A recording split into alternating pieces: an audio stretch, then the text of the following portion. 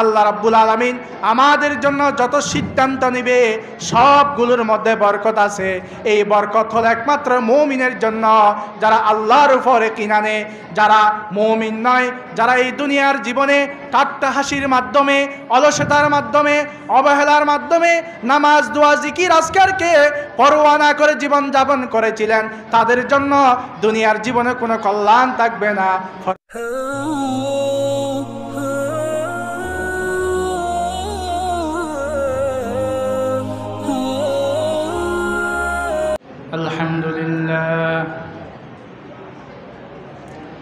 আলহামদুলিল্লাহ নাহমাদুহু ওয়া নাস্তাঈনুহু ওয়া নাস্তাগফিরুহ ওয়া নাউযু বিল্লাহি মিন শুরুরি আনফুসিনা ওয়া মিন সাইয়্যাতি আ'মালিনা من يهده الله فلا مضل له ومن يضلله فلا هادي له وأشهد أن لا إله إلا الله وحده لا شريك له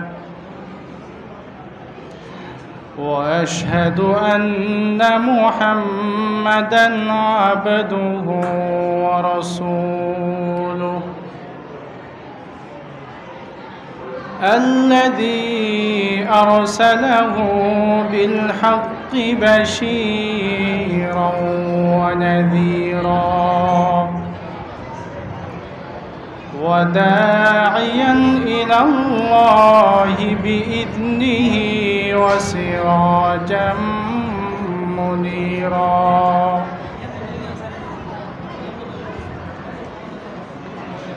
أما بعد فأعوذ بالله من الشيطان الرجيم بسم الله الرحمن الرحيم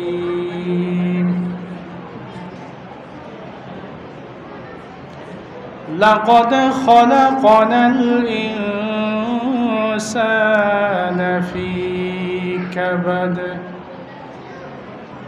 صدق الله مولانا العظيم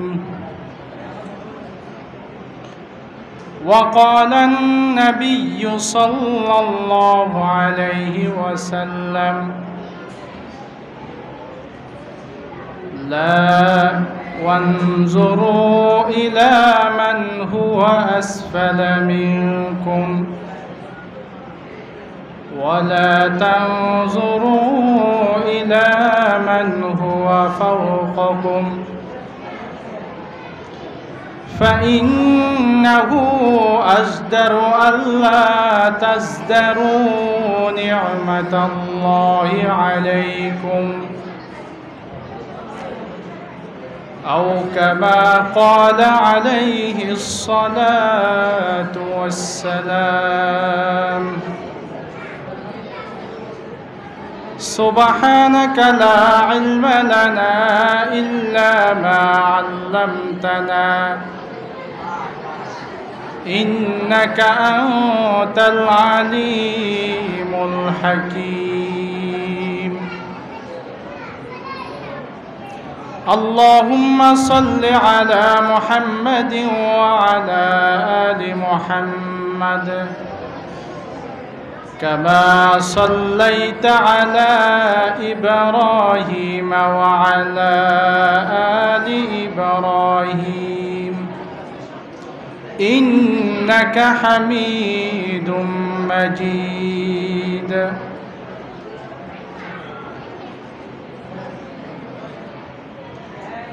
وأعلم أني لم تصبه مصيبة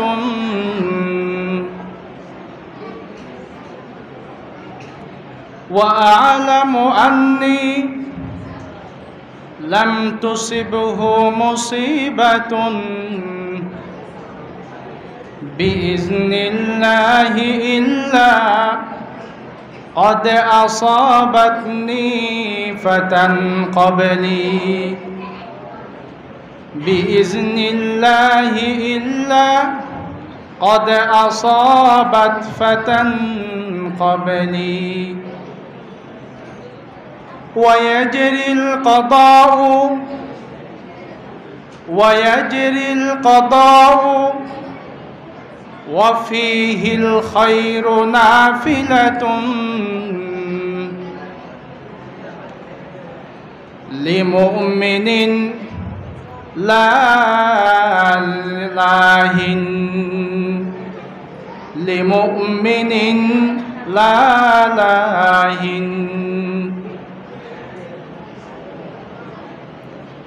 আল্লাহ সুবহানাহু ওয়া তাআলা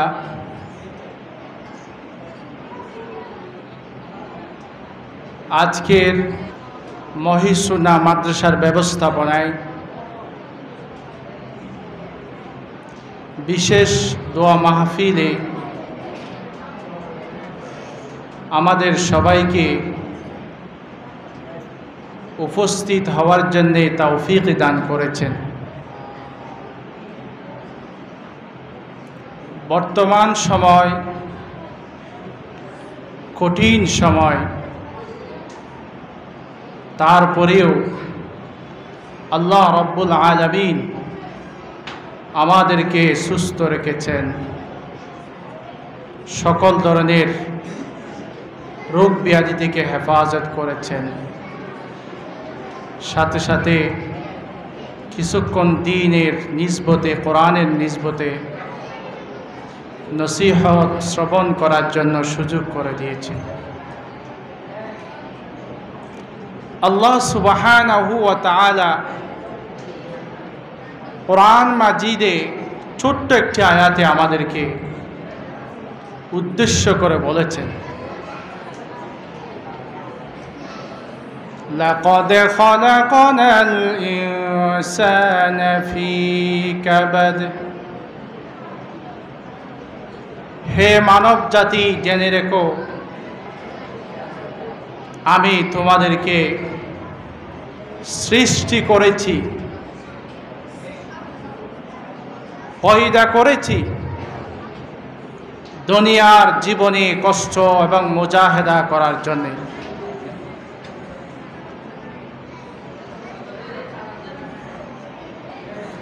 এই দুনিয়ার জীবন সংক্ষিপ্ত, আমাদেরকে চিরস্থায়ী জীবনে ফিরে যেতে হবে।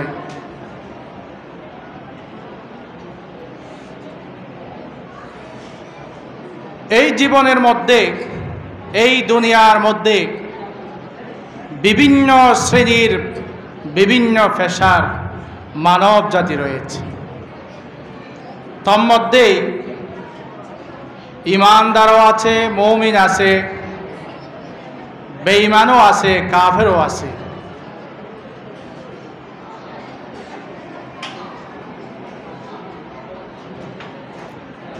আল্লাহ সুবহানাহু ওয়া তাআলা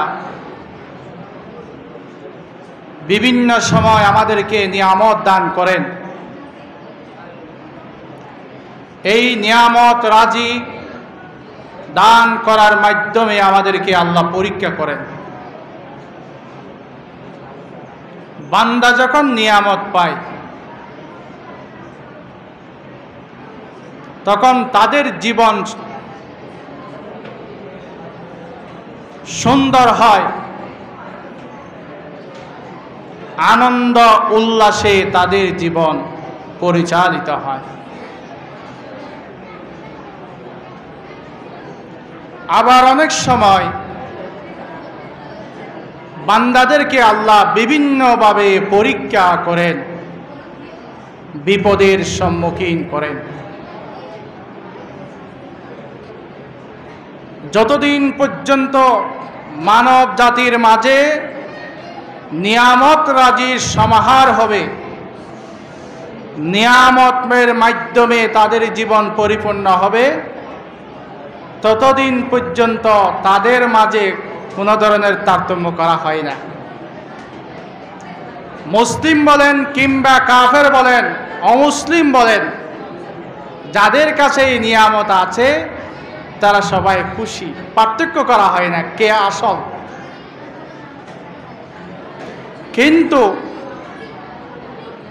মানব জাতির মাঝে যখন বিপদ আসে, দুর্বিপাক মুসিবত আগমন করে, তখন মানব জাতির মাঝে তারতম্য দেখা যায়।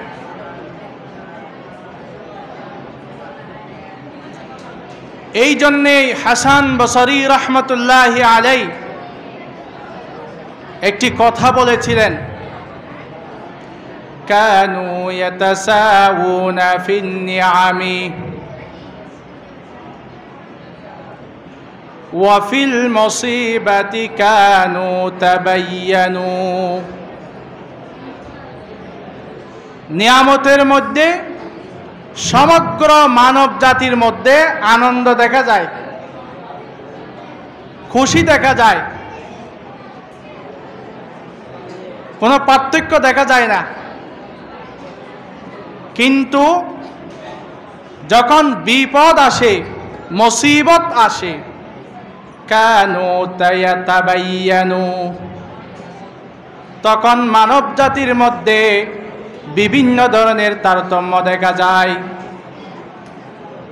যদি মুমিন হয়,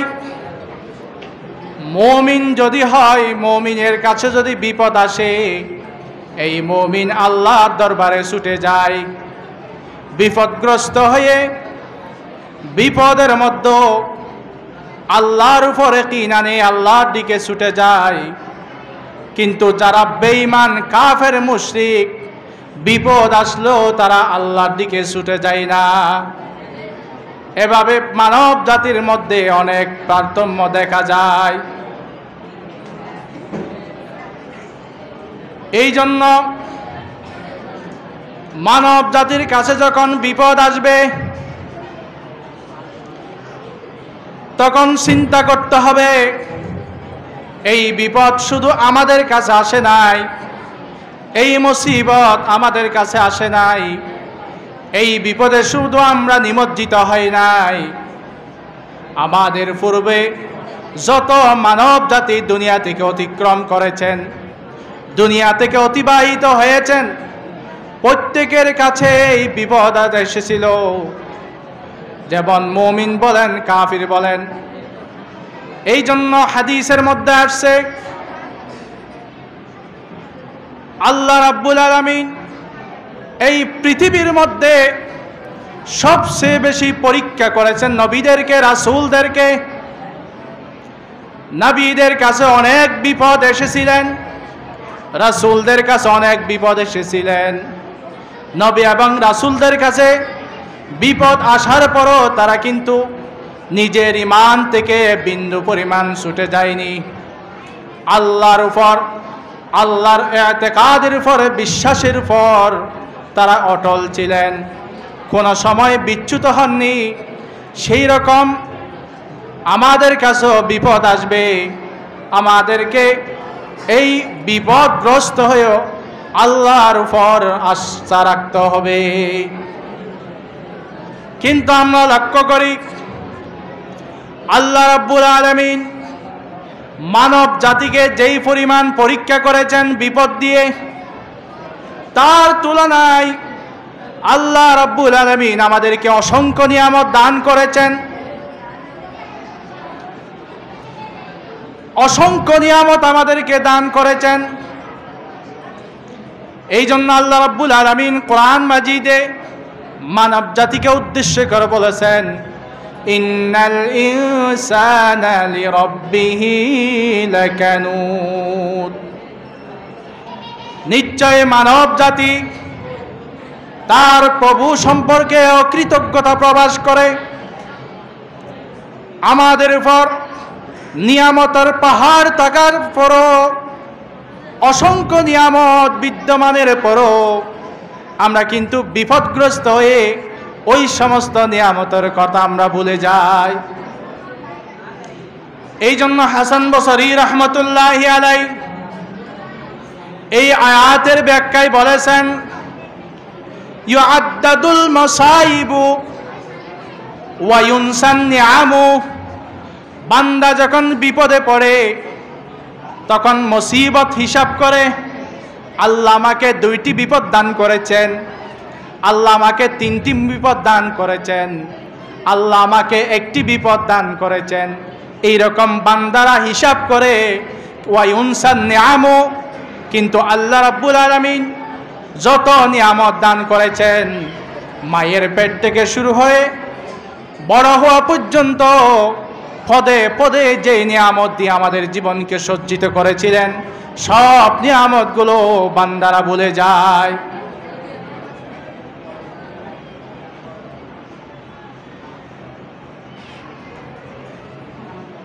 এই জন্য মনে রাখতে হবে, এই দুনিয়ার জীবনে যত বিপদ আসে সবগুলো আল্লাহর আদেশে আসে, আল্লাহর হুকুমে আসে।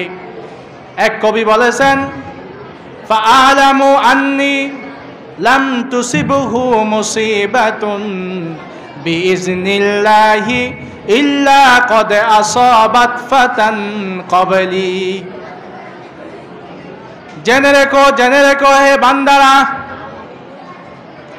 আমার কাছে যত বিপদ আগমন করেছে সবগুলো আল্লাহর হুকুমে আগমন করেছে। এই বিপদ শুধু আমার উপর আসে নাই, কদ আসাবাত ক্বাবলি, কদ আসাবাত ফাতান ক্বাবলি, আমার পূর্বে যারা দুনিয়া থেকে বিদায় হয়েছেন তাদের প্রত্যেকের জীবনেও বিপদ এসেছিল।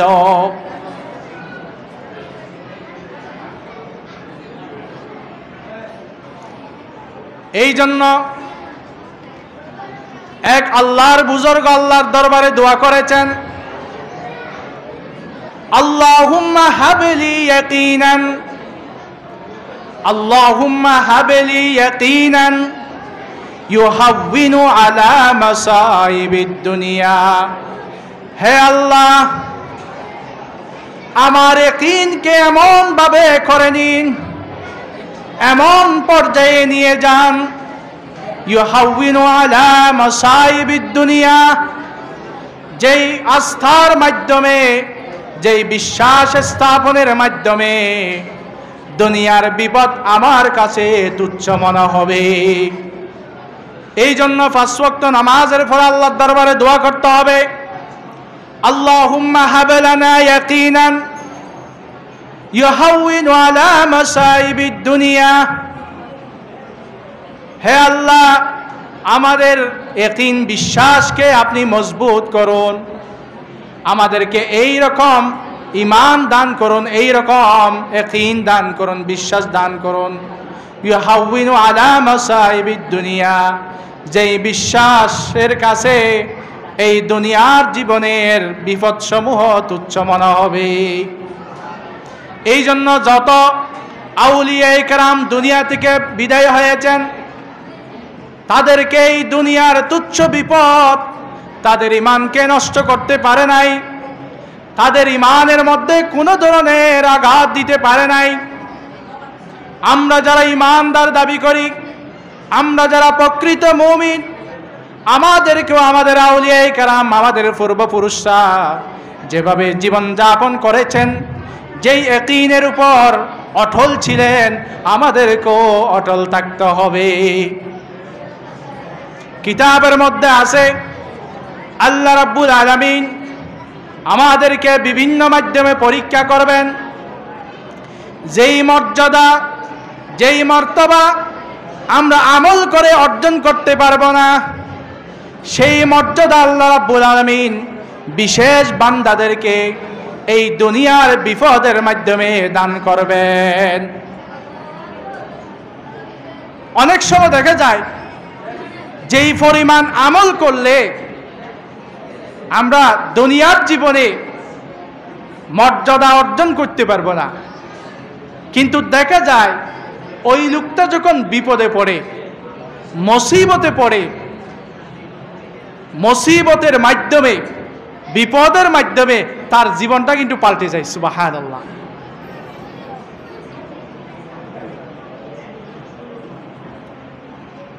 ইউআফিকুহু বিওয়াজিফাতিস সাবরি। মুমিন যখন বিপদে পড়ে আল্লাহ রাব্বুল আলামিন ওই বিপদকে সবরের মাধ্যমে দূর করে দেয়। ওই ইমানদারের কলবের মধ্যে সবর দান করেন। সবরের মাধ্যমে ইউনিলুহু আদ-দারাজাত আল-আলিয়া। ওই বিপদের মাধ্যমে আল্লাহ রাব্বুল আলামিন বান্দাকে উচ্চ মর্যাদা দান করেন। যেই মর্যাদা, যেই ফজিলত আমল করো বান্দার পক্ষে সম্ভব হতো না। এই জন্য বিপদে পড়লে মনে করতে হবে আল্লাহ রাব্বুল আলামিন আমাকে উত্তম প্রতিদান দান করবেন। এই জন্য কোরআনের মধ্যে আছে বিপদ যখন আসবে মুমিন মনে করে বিইজনিল্লাহ, এই বিপদ আল্লাহর পক্ষ থেকে, তখন আল্লাহ রাব্বুল আলামিন ওই বিপদকে দূর করে দেন সবরের মাধ্যমে, এবং আল্লাহ রাব্বুল আলামিন ওই বান্দাদেরকে বিশেষ পুরস্কারে ভূষিত করেন।